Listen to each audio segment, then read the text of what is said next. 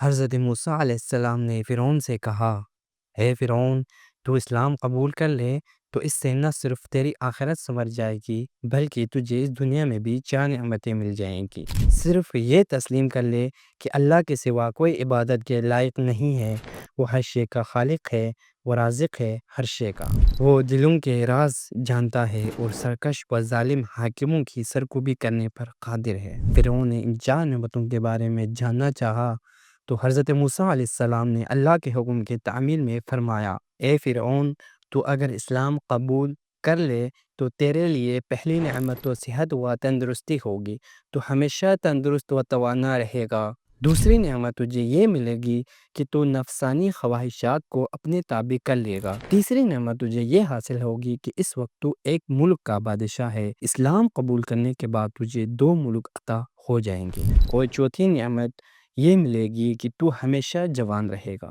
تیرے بال بھی سیاہ رہیں گے۔ فرعون کو یہ بات پسند آئی، کہنے لگا، میں اپنی اہلیہ سے مشورہ کر لوں گا۔ حضرت آسیہ علیہ السلام نے فرعون سے کہا، اگر یہ معاملہ ہے تو جان قربان کر کے یہ بھی نعمتیں حاصل کر لے۔ یہ کہہ کر حضرت آسیہ علیہ السلام رونے لگ گئی۔ فرعون سے کہا، تجھے مبارک ہو، حضرت موسیٰ علیہ السلام نے تیری برائیوں کا پردہ رکھا، تیرے عیوب کو اللہ اپنی رحمت میں چھپانا چاہتا ہے۔ کسی سے مشورے کی تجھے ضرورت نہیں، اس دعوت حق کو وقت ضائع کیے بغیر قبول کر لے، تو اپنے نفس کو جھکا دے، تکبر اور غرور کو اپنے راستے میں رکاوٹ نہ بننے دے، سر تسلیم خم کر دے، کب تک سرکشی پر اڑا رہے گا۔ فرعون نے اپنے وزیر حامان سے بھی مشورہ کرنے کا خیال ظاہر کیا تو حضرت آسیہ علیہ السلام نے منع فرمایا کہ وہ اس مشورے کے لائق نہیں، خبردار اس سے مشورہ مت لینا۔ حامان نے فرعون کی ساری بات سنی تو شور مچا دیا، ہائے حضور، آپ کی شان میں موسیٰ علیہ السلام نے ایسی گستاخی کی؟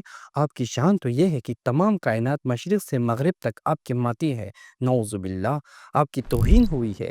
اگر آپ نے اسلام قبول کرنا ہے تو پہلے مجھے جان سے مار ڈالے، میں تو کم از کم آپ کی یہ توہین برداشت نہیں کر سکتا۔ آسمان زمین بن جائے اور زمین آسمان، ہمارے غلام ہمارے آقا بن جائے۔ مولانا رومی رحمۃ اللہ علیہ نے حامان سے یہاں بے حد ناراضگی کا اظہار فرمایا۔ وہ حامان سے یوں مخاطب ہوتے ہیں، اے حامان مردود، مشرق سے مغرب تک پھیلی ہوئی حکومتیں کیا ہوئی؟ خدا کا قہر انہیں کھا گیا اور آج ان کا کہیں نام و نشان تک نظر نہیں آتا۔ ان کے خیال میں یہ غرور و تکبر جو حامان میں تھا یہ زہر قاتل تھا، اور اس ملعون کے مشورے سے فرعون نے دعوت اسلام رد کر دی اور یوں اپنے آپ کو دائمی عذاب اور رسوائی کے سپرد کر دیا۔ حضرت موسیٰ علیہ السلام کو جب یہ معلوم ہوا کہ فرعون نے دعوت حق قبول کرنے سے انکار کر دیا ہے تو انہوں نے فرمایا، اے فرعون، ہم نے تو سخاوت عنایت کی تھی، مگر افسوس صد افسوس کہ یہ گوہر نایاب تیرے مقدر میں نہ تھا۔ ناظرین، اس حکایات سے ہمیں یہ سبق ملتا ہے کہ نادان کی صحبت سے تنہائی بہتر ہے، اور تنہائی سے بہتر ہے کہ اچھے اور صاحب الرائے لوگوں کی تلاش جاری رکھے۔